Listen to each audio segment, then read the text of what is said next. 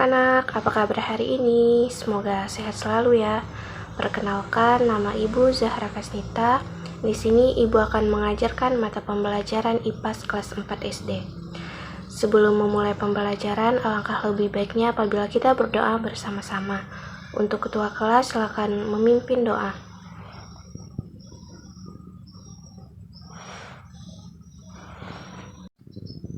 Nah, pada hari ini apakah ada yang tidak masuk? Alhamdulillah masuk semua ya. Materi kita pada hari ini yaitu mengenal bagian-bagian tumbuhan dan fungsinya. Apakah anak-anak ada yang tahu apa saja bagian-bagian tumbuhan dan fungsinya? Baik, kalau tidak ada yang tahu, Ibu akan menjelaskan. Sama seperti manusia, tumbuhan juga punya bagian-bagian tertentu loh. Bagian tumbuhan tersebut memiliki peran dan fungsinya masing-masing. Tumbuhan bernapas lewat apa sih? Perasaan tumbuhan gak punya mulut deh. Terus makanannya dari mana ya? Anak-anak, apakah kalian pernah berpikir seperti itu? Pada dasarnya, tumbuhan itu sama seperti kita loh. Tumbuhan merupakan makhluk hidup, jadi tentu saja tumbuhan punya hidung, mulut untuk bernapas dan makan. Tidak hanya itu saja, tumbuhan juga memiliki bagian-bagian lain yang berfungsi untuk pertumbuhan dan perkembangan. Nah, pada kali ini Ibu akan menjelaskan mengenai bagian-bagian tumbuhan beserta fungsinya. Ada apa saja ya? Umumnya, bagian tumbuhan terdiri dari akar, batang, daun, bunga, biji, dan buah. Yuk kita bahas satu persatu. Nah, yang pertama akar. Akar adalah bagian tumbuhan yang letaknya bisa di dalam tanah atau di luar tanah. Tapi kebanyakan akar tumbuhnya letaknya di dalam tanah ya. Akar berfungsi untuk menopang tumbuh-tumbuhan agar dapat berdiri tegak. Selain itu, akar juga berfungsi untuk menyerap air dan nutrisi dari dalam tanah. Jadi, bisa dibilang akar ini layaknya mulut pada manusia. Karena dari akar inilah tumbuhan bisa makan. Oh ya, akar tumbuhan terdiri dari dua jenis loh. Yang pertama, akar tunggang dan akar serabut. Nah, apa sih bedanya akar tunggang dan akar serabut? Kalau kalian lihat pada gambar di samping, akar tunggang adalah jenis akar yang tumbuhnya tegak ke bawah dan tidak memiliki banyak cabang. Sementara itu, akar serabut adalah jenis akar yang tumbuhnya cenderung ke samping dan bergerombol. Meskipun akar tunggang dan serabut punya bentuk yang berbeda, tapi kedua jenis akar ini fungsinya tetap sama ya. Kita lanjut ke bagian tumbuhan berikutnya yaitu batang. Batang adalah tempat tumbuhnya cabang atau ranting. Batang tumbuhan letaknya di atas tanah. Fungsinya yaitu mengangkut air dan nutrisi dari akar ke daun, serta sebagai tempat cadangan makanan.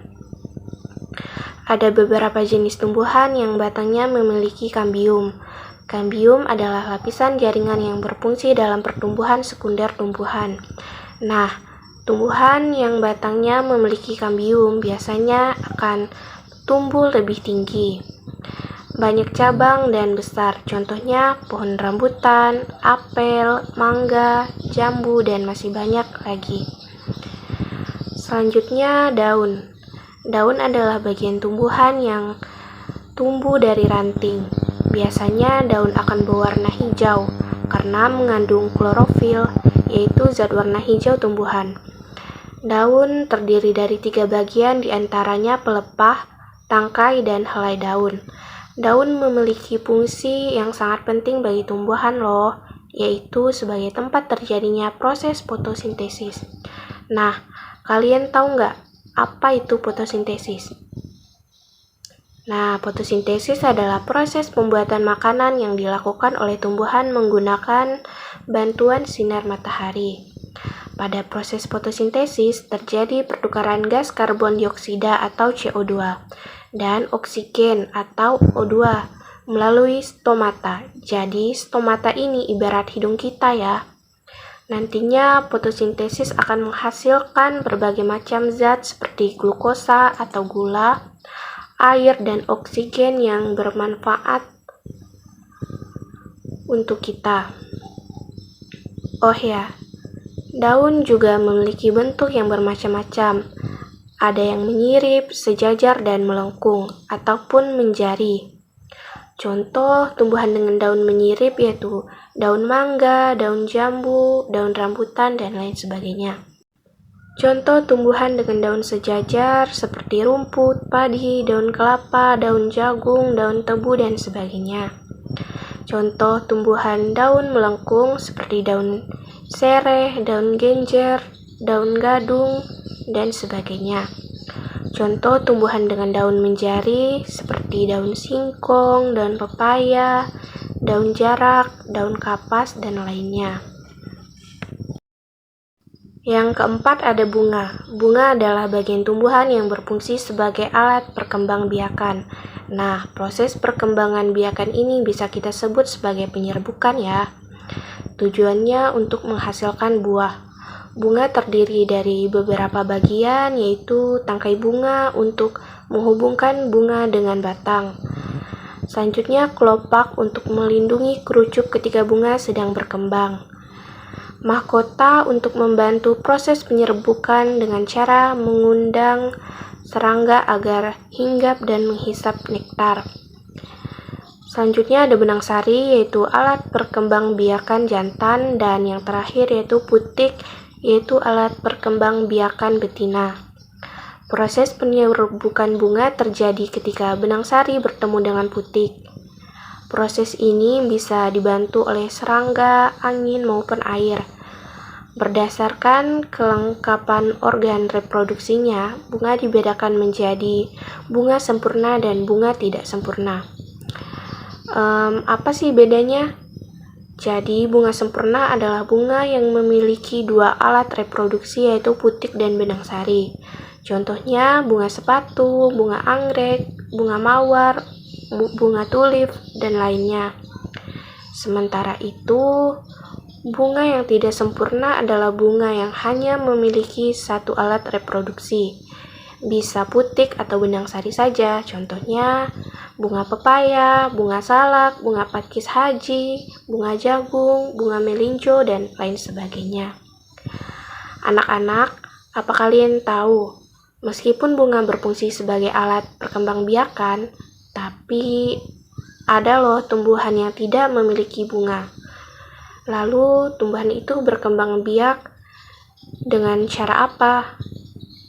Nah, mereka akan berkembang biak tanpa melalui bunga, bisa dengan tunas, spora, umbi, rizoma, maupun stolon. Selanjutnya yang kelima, buah. Seperti yang sudah disebutkan dalam poin sebelumnya,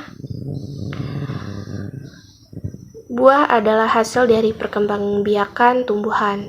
Pada buah terdapat biji tanaman yang diselimuti oleh daging buah. Buah berfungsi sebagai tempat cadangan makanan serta melindungi biji. Buah yang masak atau matang juga bisa kita petik untuk dikonsumsi. Ya, buah mengandung banyak vitamin dan serat yang bagus untuk tubuh kita. Nah, yang terakhir ada biji. Biji adalah cikal bakal tanaman baru, artinya semua tanaman bisa tumbuh dari biji. Berdasarkan jumlah kepingnya, biji dibedakan menjadi dua jenis, yaitu biji keping 1 atau monokotil dan biji keping 2 yaitu dikotil. Secara umum, kalian bisa membedakan mana tumbuhan monokotil dan tumbuhan dikotil karena di antara keduanya punya ciri-ciri yang spesifik. Mulai dari bentuk akar, batang, daun, bunga, hingga buah. Berikut, Ibu akan menjelaskan ciri-ciri tumbuhan monokotil dan dikotil. Ayo amati. Nah, tumbuhan monokotil yaitu memiliki biji tunggal atau berkeping 1, memiliki akar serabut, memiliki batang yang tidak bercabang dan berruas-ruas.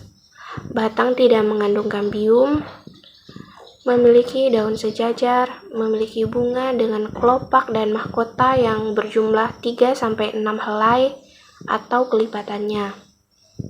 Contoh tumbuhan monokotil seperti jagung, padi, kelapa, nanas, kangkung, jahe, kunyit, dan sebagainya. Selanjutnya tumbuhan dikotil, yaitu memiliki biji keping 2, memiliki akar tunggang, memiliki batang bercabang, batang mengandung kambium, memiliki daun berbentuk oval, melengkung atau menyirip, dan menjari. Memiliki bunga dengan kelopak dengan mahkota jumlah 2, 4, 5 helai atau kelipatannya. Contoh tumbuhan dikotil seperti mangga, pepaya, belimbing, cabai, tomat, sirih, kacang-kacangan, dan sebagainya. Nah, itulah penjelasan mengenai bagian-bagian tumbuhan dan fungsinya. Sekarang, kalian sudah tahu ya kalau tumbuhan itu terdiri dari akar, batang, daun, bunga, buah, dan biji. Kalian juga sudah tahu masing-masing fungsi bagian tumbuhan. Semoga penjelasan kali ini bisa menambah pengetahuan kalian ya. Sampai bertemu di video ibu selanjutnya. Bye-bye.